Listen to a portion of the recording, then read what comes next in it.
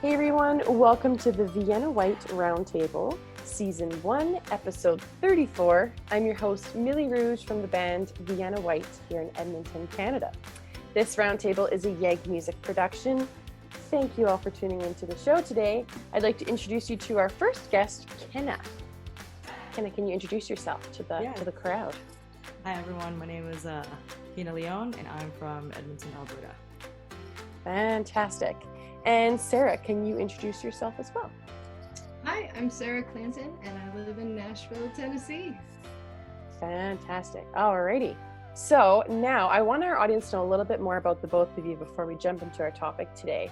So Kenna, can you tell us a little bit more about kind of where you started as a musical artist and how you are today in your music and how you kind of got to that journey, if you will? Sure. So I was really inspired by just kind of sounds at home, listening to the radio. Very curious as to how things came to be coming out of the radio. So I was very curious about the technological side of it. And then I guess fast forward to now, I'm a sound artist, primarily doing electronica music, and I'm also a DJ. So Very cool. Yeah, I always love looking at your Instagram. It's always so much fun. Different things you're doing. Now, Sarah, can you tell us about your musical journey and how you got to where you are today with music?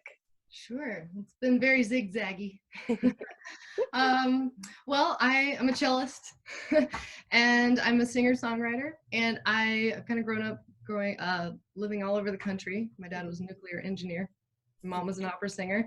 I started playing cello when I was 9 and went all the way through college and got a classical degree, but I never felt so at home in the classical world, and I always was so out of the box. And then I found songwriting with cello, and so I lead a band and I write songs, and I use the cello like someone uses a guitar to play with.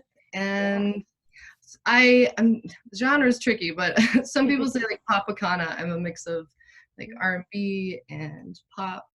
I used to sneak R&B radio. I wasn't allowed to listen to it. So it's like I'm like rebelling, and I'm all about just like leaning into whatever you are, because there's no one like you.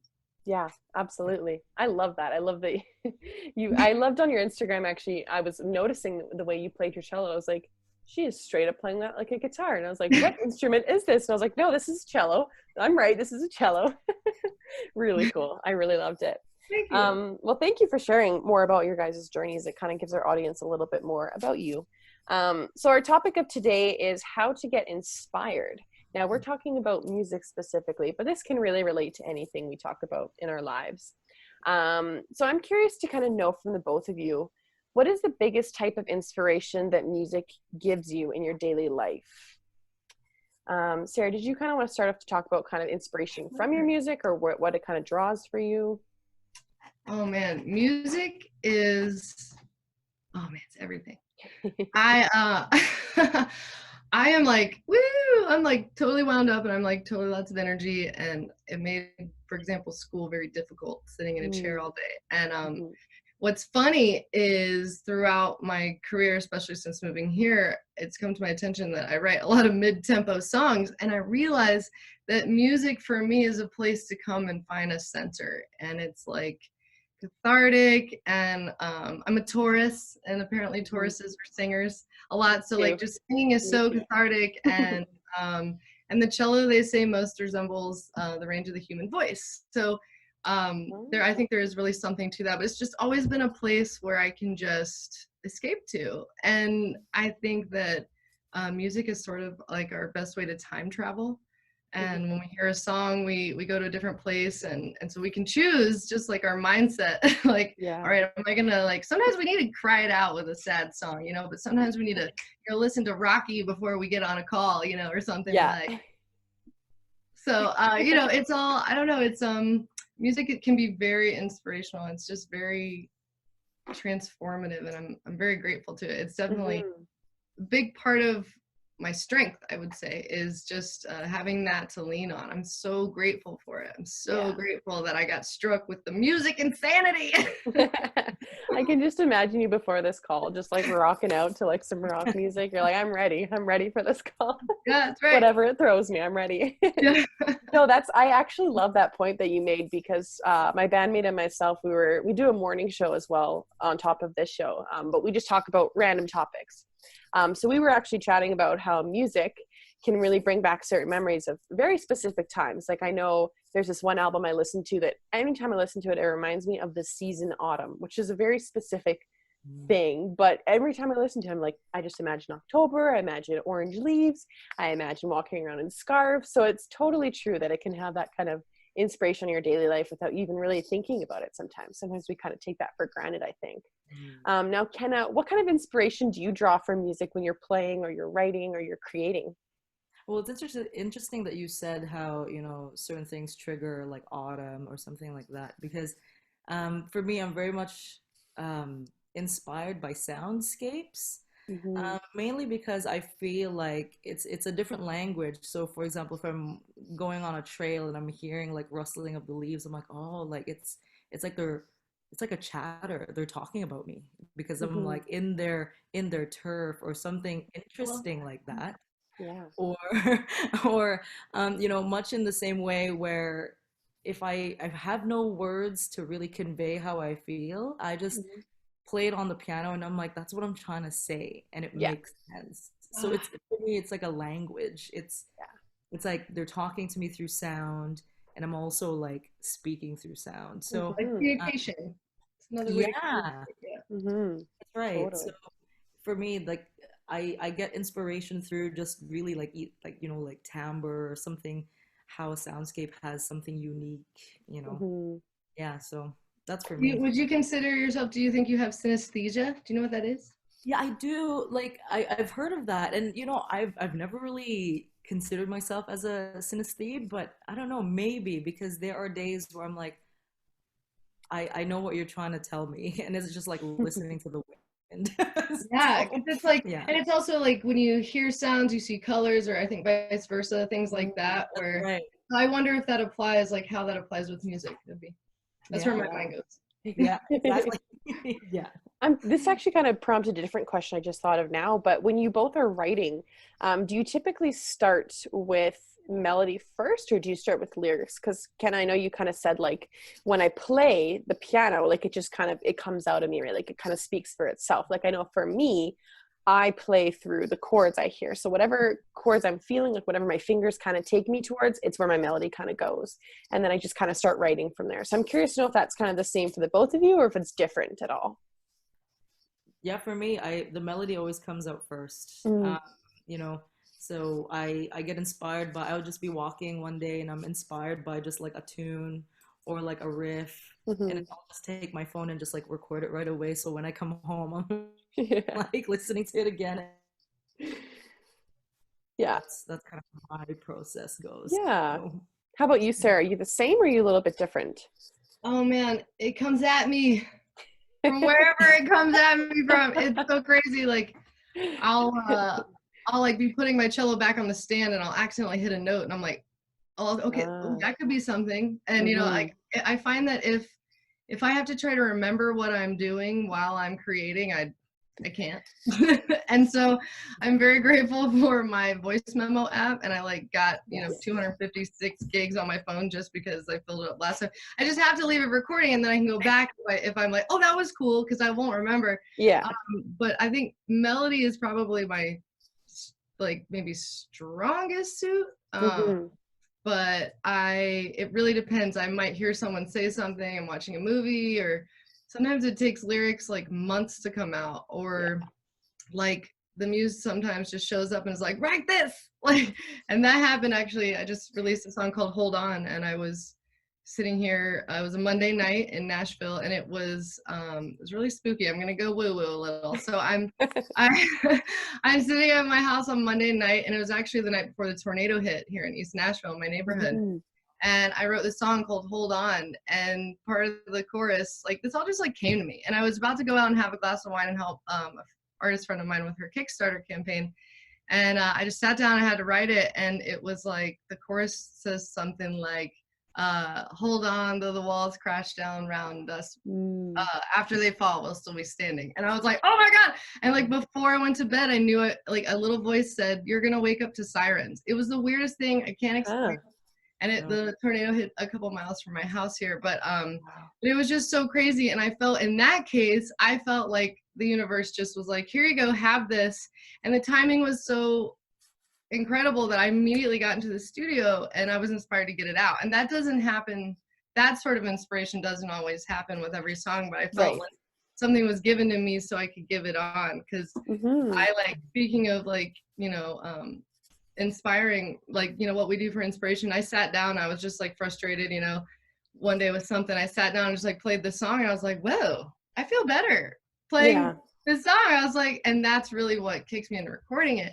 But it really comes at me differently. But I've kept a journal since I was like 8 years old of just writing and writing. But it took me till I was in my almost mid-20s to figure out, oh, I could do cello and words. So it's come at me from different ways.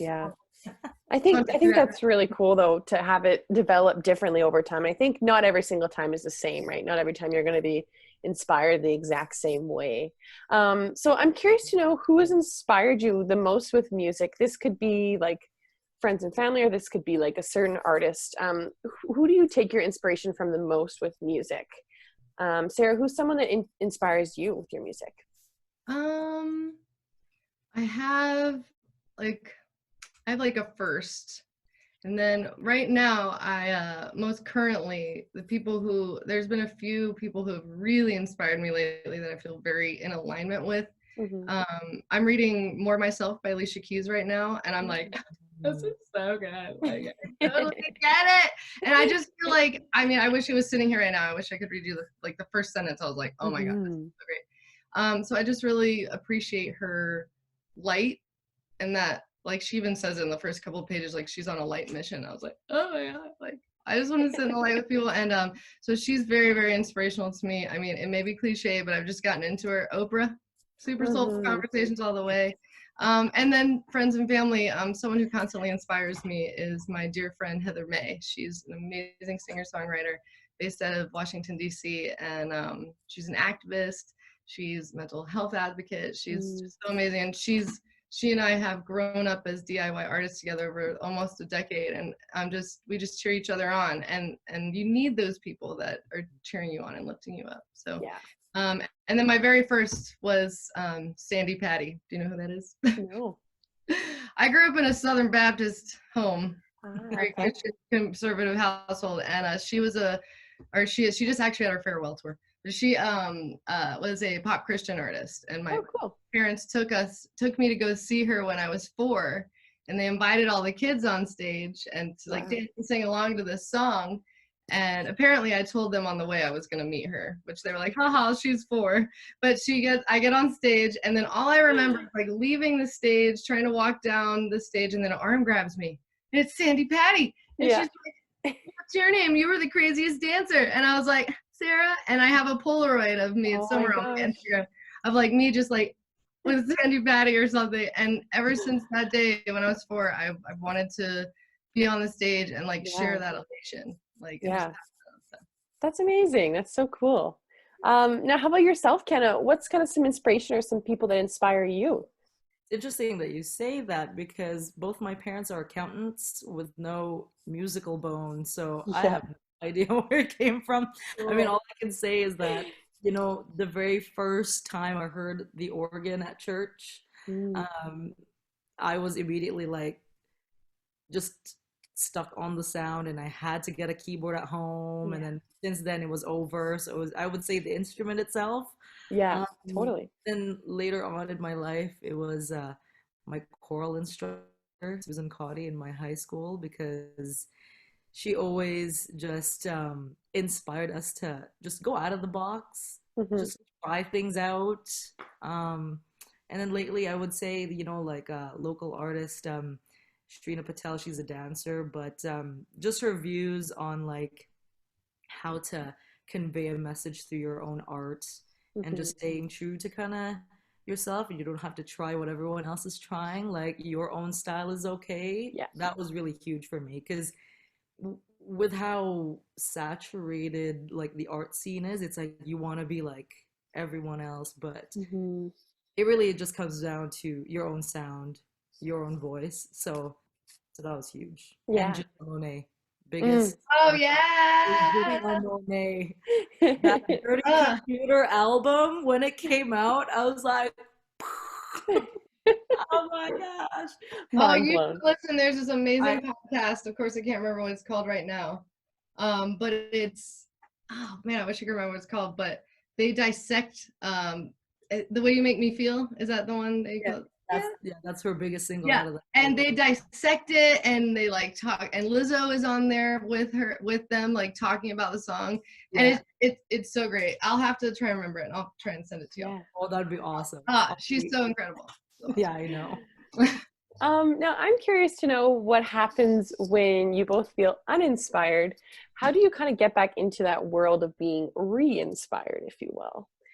Kind of what are some ways that maybe you, because I know everyone kind of goes through that flunk of like, oh, I feel super uninspired. I can't write. I can't create. What are some ways you kind of get back into it?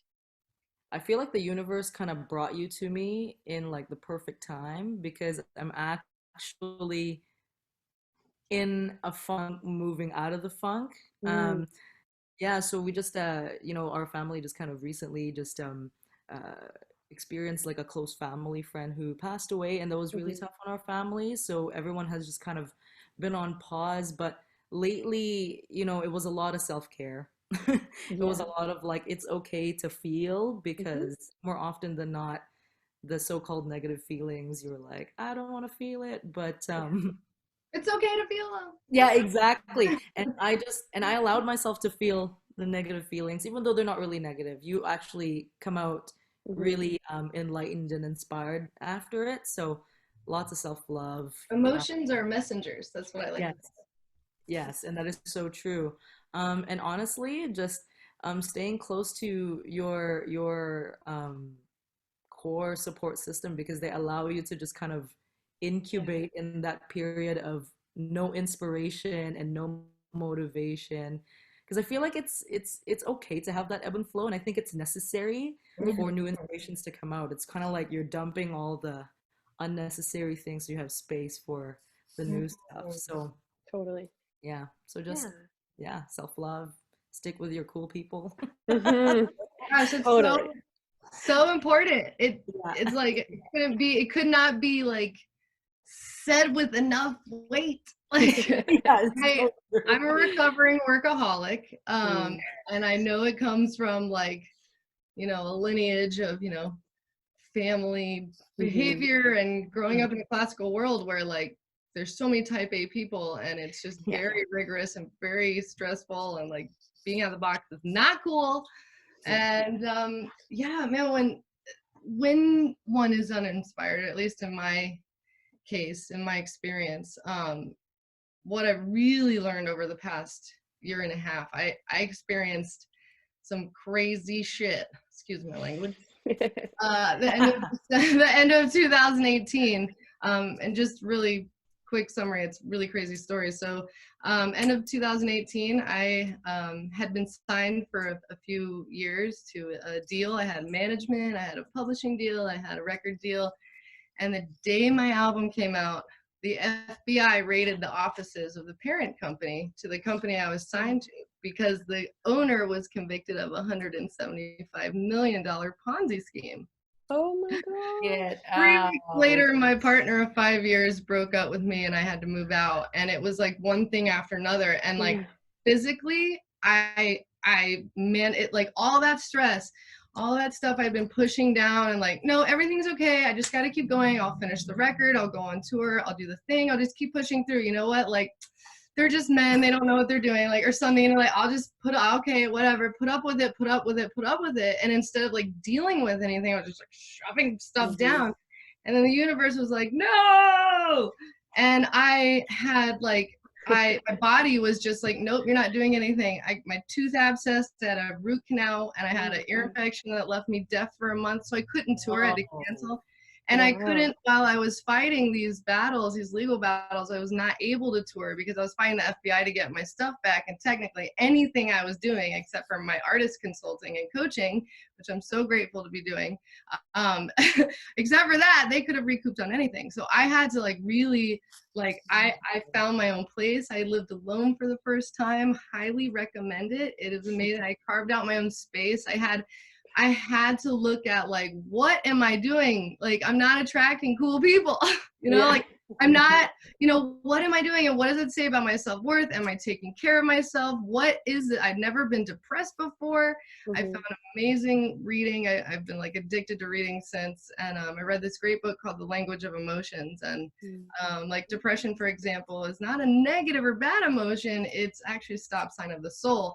So like, for example, so I had to like, I was forced into this place to cocoon because my well was empty. I was dried out. I was sick. I was burnt out. There was no way I was going to do an album release tour. Oh no, don't forget, I had just raised $25,000 on Kickstarter and couldn't tell my fans about it until I finished it, like the settlement up almost a year later. And so like when Corona hit, I was like, I got this. Nothing can shake me. But like I faced this place where like I didn't touch my instrument for almost a month, and like that never happens. Like I've played for so many, like almost 3 decades, and I like have never done that really. So I just started reading, and I realized I had like a really bad workaholism. So like I would roll over in the morning, and I knew, because I know all the analytics from my social media, that 9 a.m. was the best time for my people, you know. And so I was just like, so I practiced like mega self-care, and like baths in the morning, baths at night, like just super self-care. You know, I picked out where my couch went.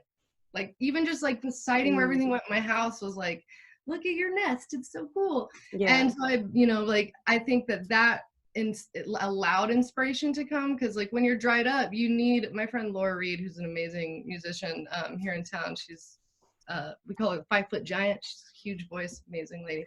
Anyway, she's like, you know, you have to take time to fill the well if you want to be able to keep giving. So, you know, if we don't take care of ourselves, we can't even give the gifts we were meant to give. So, that was a little bit longer than I meant to. Sorry. No, that's really great. That's really, So that's a taking crazy care of thing. yourself brings the inspiration, and like I'm actually like writing better than I ever have, because like I had never sat with those feelings. Like, oh my God, I had never sat with that. Ooh, I cried everywhere, in front of everyone, on planes, trains, in front of strangers, in the grocery store. You let it all out. It's fully all out.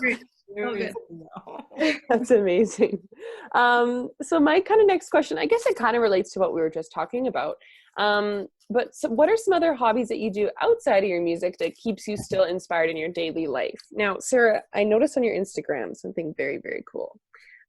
You were like basically a mermaid, which I noticed. So can you tell us about, well, you can talk about the mermaid stuff, but you can also tell us more about some other hobbies that you do enjoy doing. But I'm very curious specifically to start with the mermaid stuff. Yeah. Oh my gosh, this is great. Like, I grew up swimming.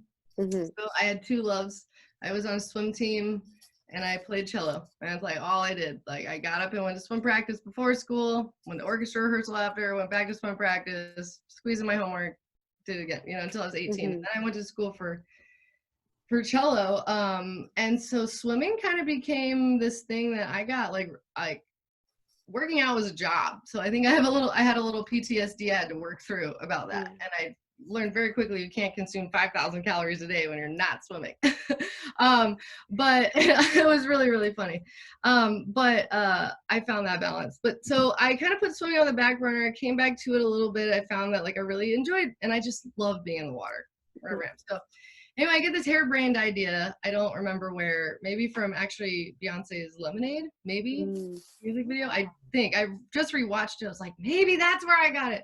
I decided I wanted to put 2 of my loves together, music and swimming. And I approached my photographer and I said, hey, do you want to like make an underwater music video and let's submerge 3 cellos? And he was like, yeah. And so we made this music video. This is actually one that one of them I used in the video, but I painted it after and just hung it on the wall. But anyway, so at my CD release party, which is actually the week before everything exploded, I was in this exciting place. And somebody there had a girlfriend who's a professional mermaid. As I was like premiering this video, like the universe was like, your cool people are coming because you're being your truest self. Like I didn't know that I could go get an actual mermaid tail. So like the week after the day I found out about the Ponzi scheme, actually, I was on the podcast on their the Everyday Mermaid vlog. So I actually had a shot of tequila in the parking lot before because I was like, I can't talk about this, but I gotta go act happy.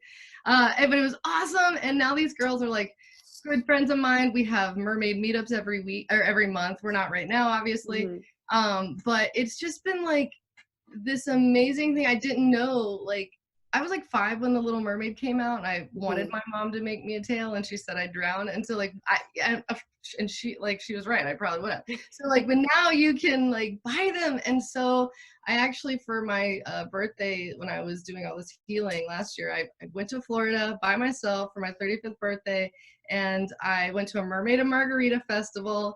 And I got to actually then a couple weeks later go to Puerto Rico and swim as a mermaid. And like, there's this whole world out there of people who like lean into their joy in this way. And some people who are like, why do you like mermaiding? Like, why would you do that? I've like literally gotten that. I'm like, because it makes me feel so ridiculously happy.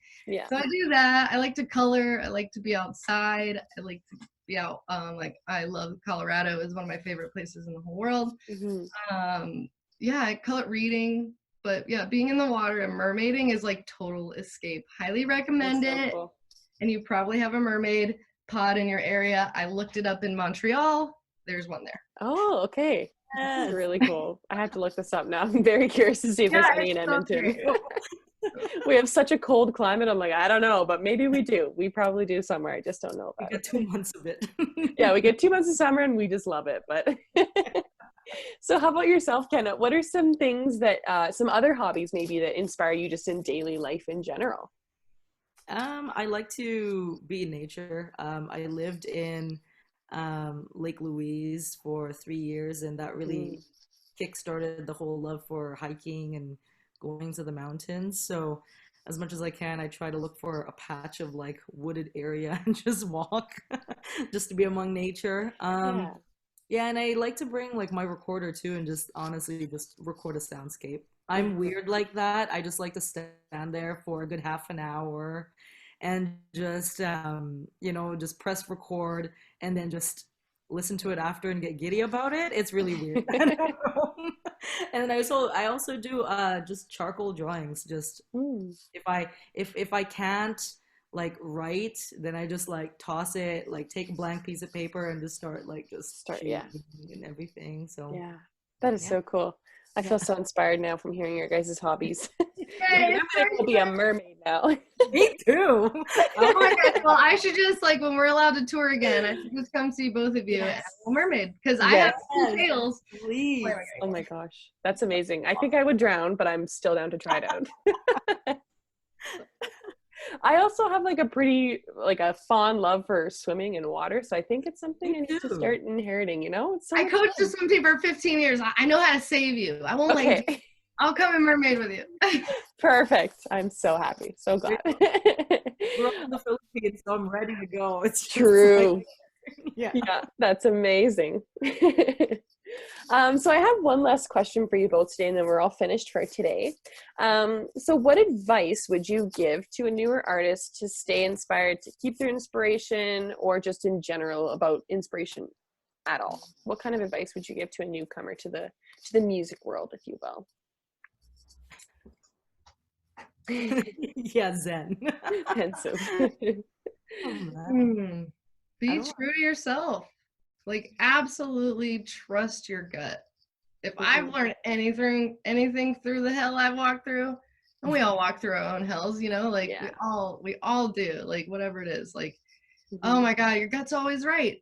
I mean, your gut is always right. I read a statistic or a fact somewhere that like we've been around 100,000 years, humans. We didn't develop language until like a few thousand years compared to that. Those numbers aren't right. Anyway, we existed more without language than we have with, and I just think that we know if we can listen. That'll just take you wherever it is you're headed. Like if you're an artist, a painter, an executive, like whatever it is, like just be true to yourself because there's no one else like you. So Absolutely. Yeah. Kenna, what do you think about that? I would say along the same lines, and also listen to that tiny voice of Mm-hmm. ideas, because when you go into like a networking place or something, there's so many loud voices and so many pizzazz things that you're like, oh, I'm gonna do that too, or I'm gonna do that too. Right. But then when you're at home or when you're in your studio by yourself, there's like that little thing. It's like, or what if this thing? And you're like, nah, no one's gonna Yeah. want to listen do to it, that. do it. But do that, because that that way like it comes from like your true like inspiration, your actual like soul, and Mhm. it just like, yeah, you're meant to listen to that little seed in your head.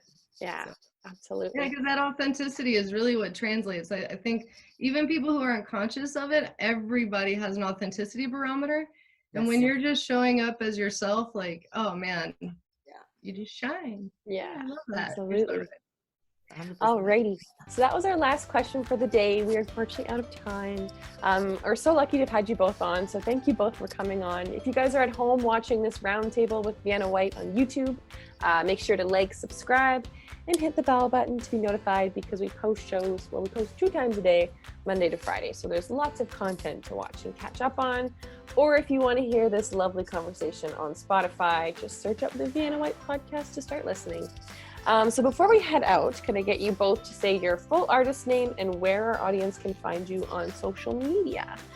Kenna, can you start it off? Sure. Again, Kina Leon. You can find me on Instagram at _Kina Leon, and you'll find all my music there. So Amazing. And Sarah, how about yourself? I'm Sarah Clanton, and you can find me on all of the things if you go to sarahclanton.com, or I'm most active on Instagram, which is just at Sarah Cello. Sarah with an H, cello without one. Perfect. All right. It was so great. Well, meeting you, Sarah. I've met you already, Kina. But have a great day, everyone. Thank you so much. thank you. Bye-bye. Bye.